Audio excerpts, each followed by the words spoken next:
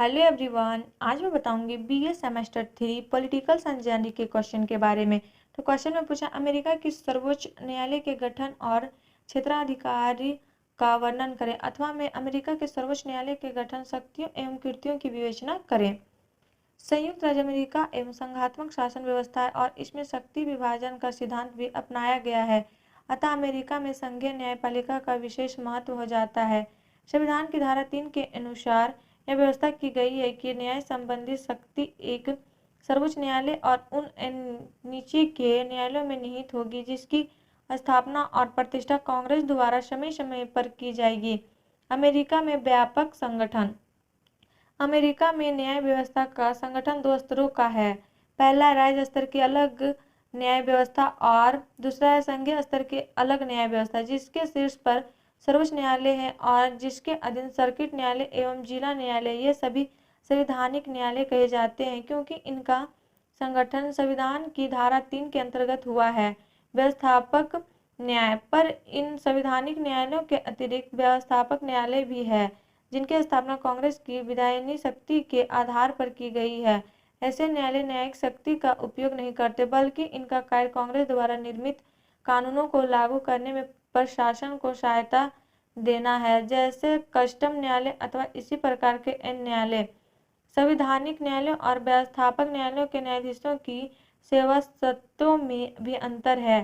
जहाँ संवैधानिक न्यायालयों के न्यायाधीशों को केवल महाभियोग प्रक्रिया द्वारा ही हटाया जा सकता है, वहाँ व्यवस्थापक न्यायालय के न्यायाधीशों को प्रशासन द्वारा ही हटाया जा सकता है या उनकी नियुक्ति ही कम अवधि के लिए की जाती है, जबकि संवैधानिक न्यायालयों के न्यायाधीशों को सद्व्यवहार पर्यंत कार्य करते रहने का अधिकार है या इसके पूर्व भी वे त्याग पत्र दे सकते हैं। संघीय न्यायालय का संगठन। इसका संगठन पिरामिड की भांति है। निम्न स्तर पर जिला न्यायालय, इसके ऊपर संघीय अपील न्यायालय और शीर्ष पर सर्वोच्च संघीय न्यायालय है। जिला न्यायालय। अमेरिका में ऐसे जिला न्यायालयों की संख्या 88। अमेरिका के सभी इकाई राज्यों में कम से कम एक जिला न्यायालय अवश्य होता है। इसमें न्यायाधीशों की संख्या 1 से 16 तक होती है। संख्या राज्य की जनसंख्या और क्षेत्र को देखकर निश्चित की जाती है। इसे केवल प्रारंभिक अधिकार क्षेत्र ही प्राप्त है। अपील सुनने का अधिकार इसे नहीं है। इसमें संघीय कानून से संबंधित दीवानी और फौजदारी दोनों प्रकार के मुकदमे आते हैं। इसके निर्णय के विरुद्ध अपील सर्किट न्यायालय में की जा सकती है और कुछ मामलों में सीधे सर्वोच्च न्यायालय में भी अपील की जा सकती है। सर्किट न्यायालय या जिला न्यायालय और सर्वोच्च न्यायालय के बीच का संगठन है। जिले में स्थित पूरे सर्किट न्यायालय के अतिरिक्त 10 अन्य राज्यों में दौरा करके अपील सुनते हैं, इसलिए इन्हें दौरा न्यायालय भी कहा जाता है। इन्हें जिला न्यायालय के निर्णय के विरुद्ध केवल अपील सुनने का ही अधिकार है। इनमें न्यायाधीशों की संख्या 3 से लेकर 9 तक होती है। जिला न्यायालय एवं सर्किट न्यायालयों के न्यायाधीशों की नियुक्ति राष्ट्रपति द्वारा सीनेट की सहमति से की जाती है।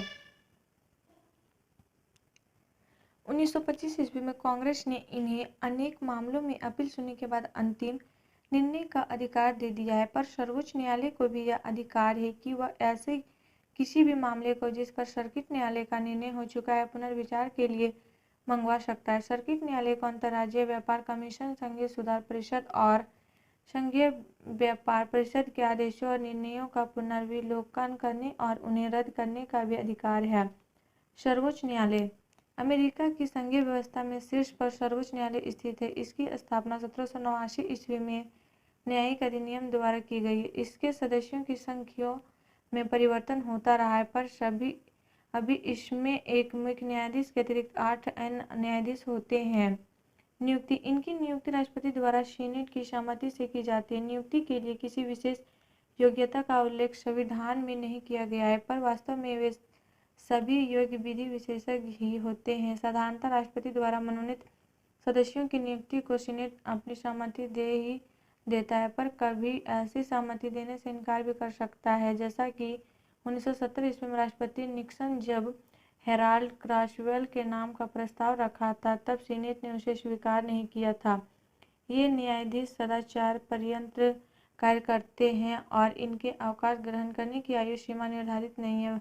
वैसे यह व्यवस्था है कि यदि वे 10 वर्षों तक सर्वोच्च न्यायालय में सेवारत रहे हों और उनकी आयु 70 वर्ष की हो चुकी हो, अथवा यदि उनकी आयु 65 वर्ष की हो और वे 15 वर्षों तक इसमें न्यायाधीश रह चुके हैं तो वे स्वेच्छा से अवकाश ग्रहण करने के बाद भी जीवन पर्यंत पूरा वेतन प्राप्त करते रहेंगे। महाभियोग द्वारा पदच्युति। यद्यपि सर्वोच्च न्यायालय के न्यायाधीशों में से किसी को भी महाभियोग द्वारा आज तक हटाया नहीं गया है, पर असफल प्रयास कई बार किया गया है। महाभियोग की प्रक्रिया इस प्रकार है: प्रतिनिधि सभा में प्रस्ताव का आरंभ होता है और इसे सभा के 2/3 बहुमत से पारित होना होता है। उसके बाद यदि उस प्रस्ताव को अपने 2/3 बहुमत से पुष्टि कर दी जाती है तो प्रस्ताव पारित समझा जाता है। क्षेत्राधिकार। इसके क्षेत्राधिकार इस प्रकार है: प्रारंभिक क्षेत्राधिकार। इस संबंध में से 2 प्रकार के अधिकार हैं। वे सभी विवाद जिनमें राजदूत एवं सार्वजनिक मंत्री, वाणिज्य दूत अथवा विदेशी प्रतिनिधि में से कोई एक पक्ष हो। ऐसे सभी विवाद जिसमें अमेरिकी संघ या संघ का कोई राज्य या अधिक राज्य के पक्ष हो। अपीलीय क्षेत्राधिकार। इसे निम्न न्यायालयों के निर्णयों के विरुद्ध अपीलें सुनने का अधिकार प्राप्त है। 1925 ईस्वी में कांग्रेस के एक अधिनियम द्वारा अपील सुनने के इसके अधिकार को निम्नलिखित विषयों तक सीमित कर दिया गया है।